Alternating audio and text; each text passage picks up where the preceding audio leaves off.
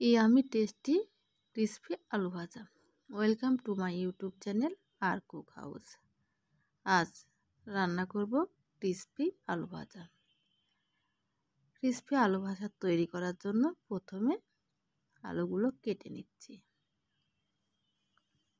আমি ছোট ছোট আলু নিয়েছি। আলু কেটে জলে ভিজে রাখি।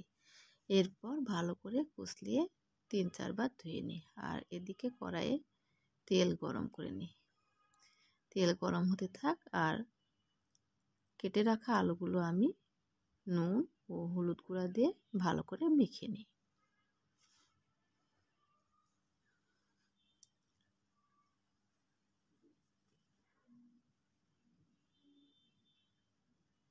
তেল গরম হলে তাতে মেখে রাখা আলু ছেড়ে দিই। 3-4টা চেরা কাঁচা লঙ্কা দিয়ে দিই।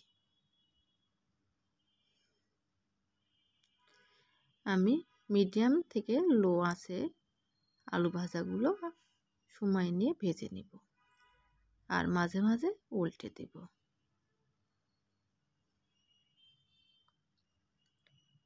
ভাজাগুলো যখন মুসমুসে হয়ে আসবে এবং ঝরঝরে মুসমুসে হবে তখন আমি